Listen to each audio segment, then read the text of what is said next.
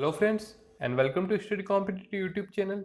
और आज हम डिस्कस करेंगे 8 जून 2020 के इम्पोर्टेंट करंट अफेयर्स। साथ ही में आपको कई इंपॉर्टेंट पॉइंट भी बताएंगे जो कि इनसे रिलेटेड है। पूरी वीडियो का PDF file already description box में अवेलेबल है। यदि आप पीडीएफ फाइल डाउनलोड करना चाहते हैं तो नीचे डिस्क्रिप्शन बॉक्स में डाउनलोड कर सकते हैं। वीडियो शुरू करने से पहले आपसे एक रिक्वेस्ट करना चाहूँगा कि यदि आप हमारे चैनल पर नए हैं तो प्लीज़ हमारे चैनल को सब्सक्राइब कीजिए और बेल आइकन को प्रेस कीजिए ताकि आपको हमारे डेली करंट अफेयर्स की वीडियो सबसे पहले मिल सके। और वीडियो में लास्ट तक बने रहें क्योंकि वीडियो के लास्ट में आपसे एक बड़ा ही इंटरेस्टिंग सा क्वेश्चन पूछा जाएगा जिसका आंसर आपको नीचे कमेंट बॉक्स में देना है। तो चलिए वीडियो स्टार्ट करते हैं। तो आज का हमारा पहला क्वेश्चन है कि विश्व खाद्य सुरक्षा दिवस यानी कि वर्ल्ड फूड सेफ्टी डे हर वर्ष कब मनाया जाता है। तो विश्व खाद्य सुरक्षा दिवस हर वर्ष 7 जून को मनाया जाता है। अब विश्व खाद्य सुरक्षा दिवस जिसकी शुरुआत संयुक्त राष्ट्र खाद्य एवं कृषि संगठन FAO food and agriculture organization के द्वारा वर्ष 2019 में पहली बार शुरुआत की गई। अब बात करते हैं खाद्य एवं कृषि संगठन के बारे में। अब बात करते हैं FAO के बारे में जिसका फुल फॉर्म है फूड एंड एग्रीकल्चर ऑर्गेनाइजेशन और इसे हिंदी में खाद्य एवं कृषि संगठन भी कहा जाता है। तो FAO की स्थापना 1945 में की गई और इसका मुख्यालय रोम इटली में है। रोम इटली में है और वर्तमान में इसके कुल सदस्य देशों की संख्या 194 है। और हाल ही में खाद्य एवं कृषि संगठन के हेड है क्यू डोंग्यो। तो इन सब बातों का ध्यान रखिए और बढ़ते हैं नेक्स्ट क्वेश्चन की ओर। तो हमारा नेक्स्ट क्वेश्चन है हाल ही में अनिल सूरी का निधन हो गया, वे कौन थे। तो अनिल सूरी एक बहुत ही प्रसिद्ध फिल्म निर्माता थे और हाल ही में कोरोना वायरस से संक्रमित हो जाने के कारण इनका निधन हो गया। तो ध्यान रखिए कि अनिल सूरी एक फिल्म निर्माता है और हाल ही में कोरोना वायरस से संक्रमित हो जाने के कारण इनका निधन हो गया। तो बढ़ते हैं नेक्स्ट क्वेश्चन की ओर। तो हमारा नेक्स्ट क्वेश्चन है हाल ही में फोर्ब्स द्वारा जारी सबसे ज्यादा कमाई करने वाले सेलिब्रिटीज की लिस्ट में कौन शीर्ष पर रहा। तो हाल ही में काइली जेनर फोर्ब्स द्वारा जारी सबसे ज्यादा कमाई करने वाली सेलिब्रिटीज की लिस्ट में टॉप पर रही। तो यह है काइली जेनर। इनका पूरा नाम काइली क्रिस्टन जेनर है जो कि एक American media personality, socialist, model and business women है। और इनका खुद का एक कॉस्मेटिक ब्रांड भी है जिसका नाम काइली कॉस्मेटिक है। और हाल ही में फोर्ब्स द्वारा जारी सबसे ज़्यादा कमाई करने वाले सेलिब्रिटीज़ की लिस्ट में यह टॉप पर रही। तो इन सब बातों का ध्यान रखिए। और हाल ही में फोर्ब्स ने सबसे ज़्यादा कमाई करने वाली महिला एथलीट्स की लिस्ट भी जारी की थी जिसमें नाओमी ओसाका टॉप पर थी। तो यह है नाओमी ओसाका जो कि फोर्ब्स द्वारा जारी सबसे ज़्यादा कमाई करने वाली महिला एथलीट्स की लिस्ट में टॉप पर थी। और साथ ही में फोर्ब्स ने एक और सबसे ज़्यादा कमाई करने वाले एथलीट्स की लिस्ट जारी की थी जिसमें मेंस एंड वुमेन्स दोनों को शामिल किया गया। तो इस लिस्ट में टॉप पर थे रोजर फेडरर। तो ये है रोजर फेडरर जो कि एक बहुत ही प्रसिद्ध टेनर प्लेयर है। और फोर्ब्स द्वारा जारी सबसे ज़्यादा कमाई करने वाले एथलीट्स की लिस्ट में यह टॉप पर थे।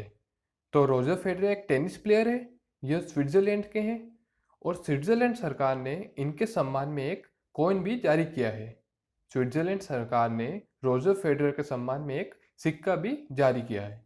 तो इन सब बातों का ध्यान रखिए कि रोजर फेडरर एक टेनिस प्लेयर है और यह स्विट्जरलैंड के हैं और सबसे ज़्यादा कमाई करने वाले एथलीट भी यही है।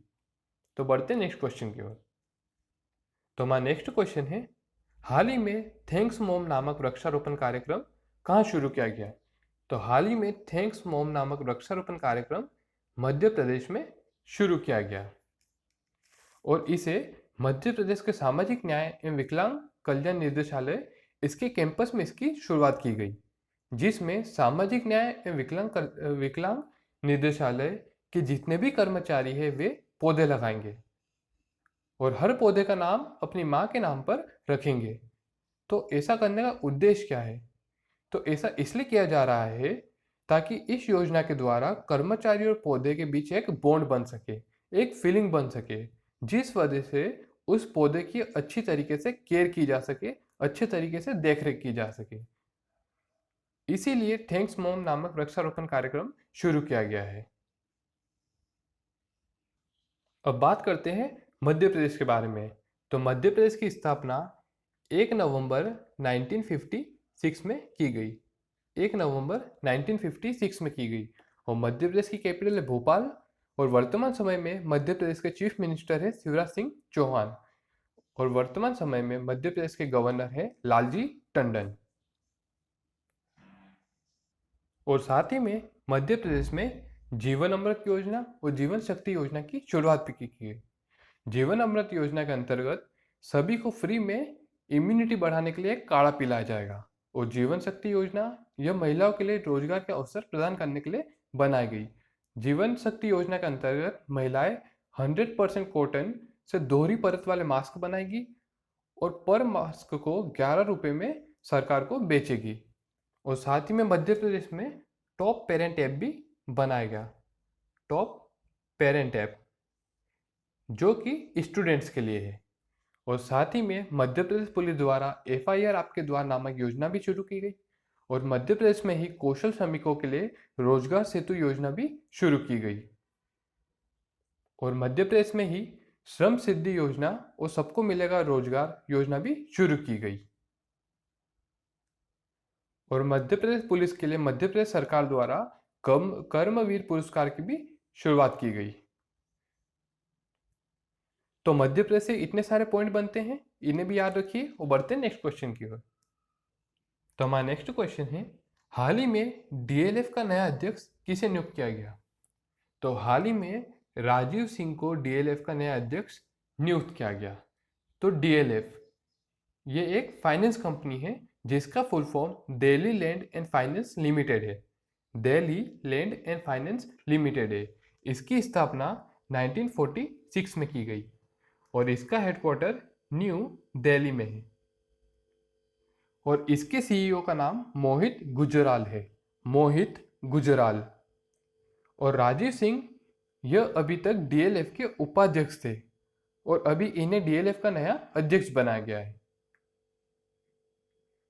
तो दोस्तों ये है राजीव सिंह जो कि अभी तक DLF के उपाध्यक्ष थे और अब इन्हें ही DLF का नया अध्यक्ष बनाया गया है। तो बढ़ते हैं नेक्स्ट क्वेश्चन की ओर। तो हमारा नेक्स्ट क्वेश्चन है, हाल ही में सोशल मीडिया प्लेटफॉर्म से कमाई के मामले में कौन शीर्ष पर रहा है? तो सोशल मीडिया प्लेटफॉर्म से कमाई के मामले में क्रिस्टियानो रोनाल्डो टॉप पर रहे हैं। अब सोशल मीडिया प्लेटफॉर्म से कमाई किस प्रकार की जाती है? तो सोशल मीडिया प्लेटफॉर्म पर जो भी बड़े ब्रांड्स होते हैं वो इन सेलिब्रिटीज को हायर करते हैं और ये सेलिब्रिटीज उनके ब्रांड का प्रमोशन अपने चैनल से करते हैं और वे ब्रांड्स इन्हें इसके लिए अमाउंट पे करते हैं। तो इस प्रकार सोशल मीडिया प्लेटफॉर्म से कमाई की जाती है और इसी प्रकार सोशल मीडिया प्लेटफॉर्म से कमाई के मामले में क्रिस्टियानो रोनाल्डो टॉप पर रहे हैं। तो यह है क्रिस्टियानो रोनाल्डो जो कि सोशल मीडिया प्लेटफॉर्म से कमाई करने के मामले में टॉप पर हैं और हाल ही में फोर्ब्स द्वारा जारी सबसे ज्यादा कमाई करना है एथलीट्स की लिस्ट में ये दूसरे स्थान पर थे, जो कि एक फुटबॉल खिलाड़ी हैं और यह पोर्चुगल देश के हैं। तो इन सब बातों का ध्यान रखिए और बढ़ते हैं नेक्स्ट क्वेश्चन की ओर।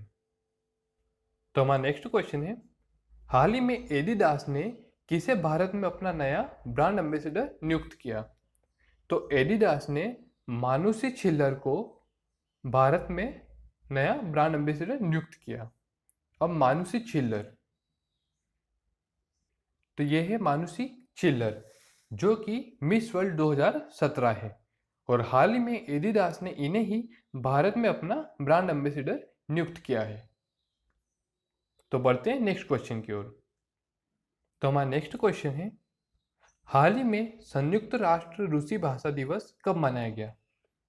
तो हाल ही में संयुक्त राष्ट्र रूसी भाषा दिवस 6 जून को मनाया गया, जो कि दुनिया में रशियन लैंग्वेज के बारे में जागरूकता फैलाने के लिए मनाया जाता है, जो कि दुनिया में रशियन लैंग्वेज के लिए जागरूकता फैलाने के लिए मनाया जाता है। और इसके साथ में कई और लैंग्वेज डे है जो कि यूनाइटेड नेशन के द्वारा मनाए जाते हैं। तो 20 मार्च को फ्रेंच डे मनाया जाता है। 20 मार्च को फ्रेंच डे मनाया जाता है। और 20 अप्रैल को इंटरनेशनल चाइनीज डे मनाया जाता है।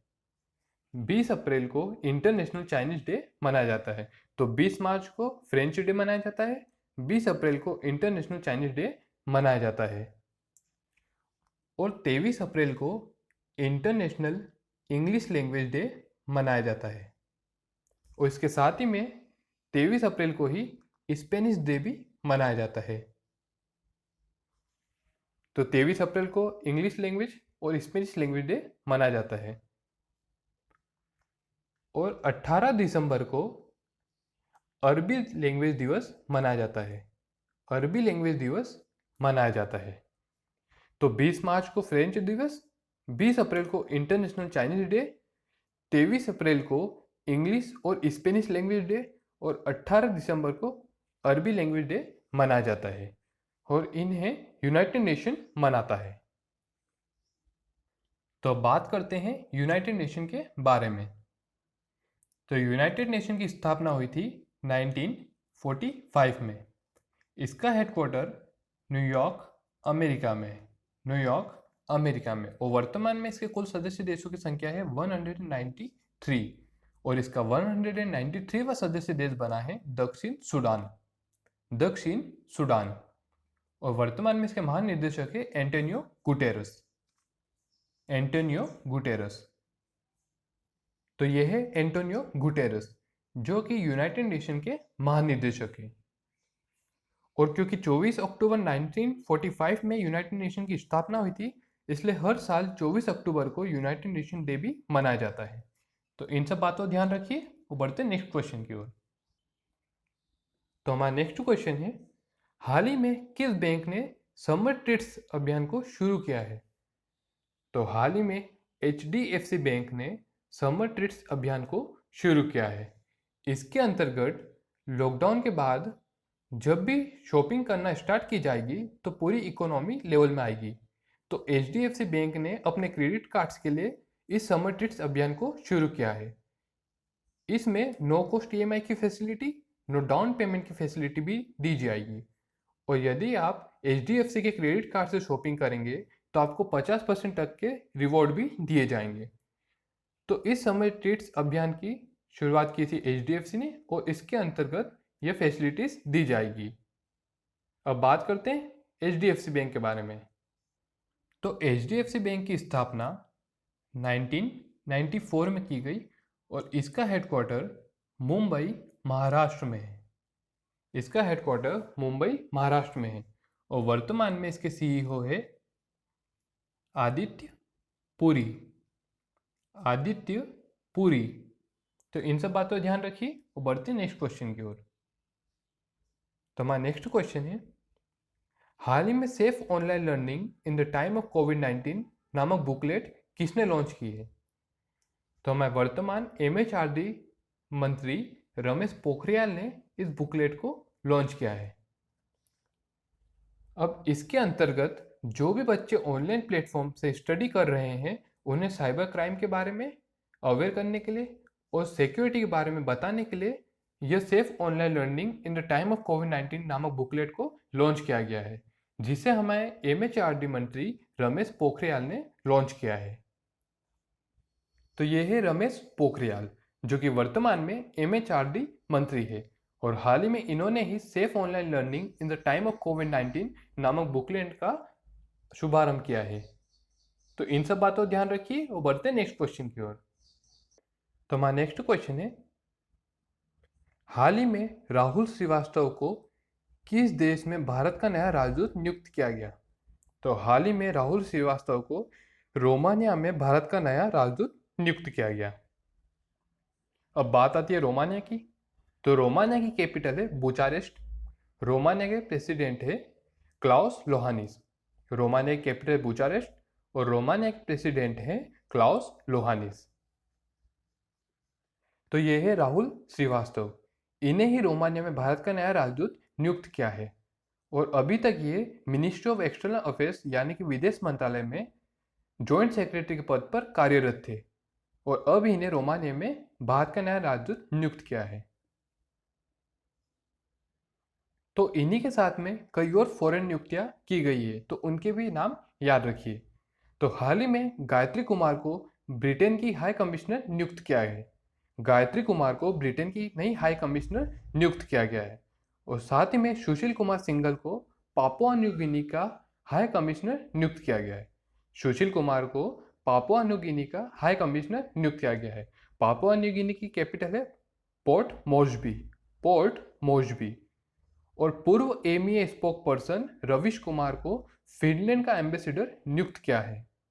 फिनलैंड का एम्बेसडर नियुक्त किया है और यह पूर्व एमईए के स्पोक पर्सन भी रह चुके हैं। तो इन सब बातों को ध्यान रखिए और बढ़ते हैं नेक्स्ट क्वेश्चन की ओर। तो हमारा नेक्स्ट क्वेश्चन है, हाल ही में किस राज्य सरकार ने 14,000 करोड़ के आत्मनिर्भर पैकेज की घोषणा की?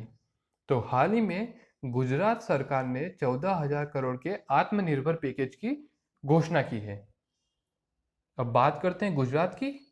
तो गुजरात की स्थापना हुई थी 1 मई 1960 में। 1 मई 1960 में। और गुजरात की कैपिटल है गांधीनगर। और वर्तमान समय में गुजरात के चीफ मिनिस्टर है विजय रूपानी।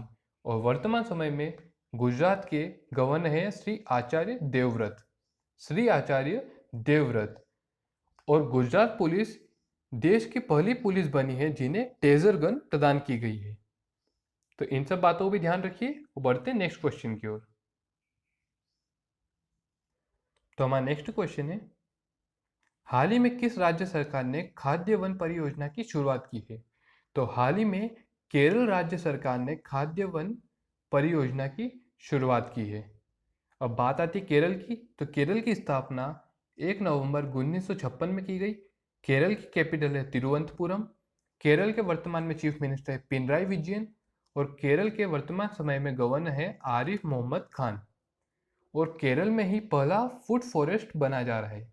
केरल में पहला फूड फॉरेस्ट बना जा रहा है। और केरल में ही तिरंगा पहल की शुरुआत भी की गई। और केरल में ब्रेक द चेन नामक कार्टून अभियान की शुरुआत भी की गई। और केरल में के फोन प्रोजेक्ट के अंतर्गत गरीबों को मुफ्त में इंटरनेट प्रदान किया जाएगा। केरल में के फोन प्रोजेक्ट के अंतर्गत गरीबों को फ्री में इंटरनेट प्रदान किया जाएगा। तो इन सब बातों को भी ध्यान रखिए और बढ़ते हैं नेक्स्ट क्वेश्चन की ओर। तो हमारा नेक्स्ट क्वेश्चन है, हाल ही में किसने आई कमिट पहल की शुरुआत की है? तो वर्तमान में हमारे ऊर्जा मंत्री आर के सिंह ने आई कमिट पहल की शुरुआत की है। इसके अंतर्गत रिन्यूएबल एनर्जी को बढ़ावा देने के लिए इन्होंने आई कमिट पहल की शुरुआत की है।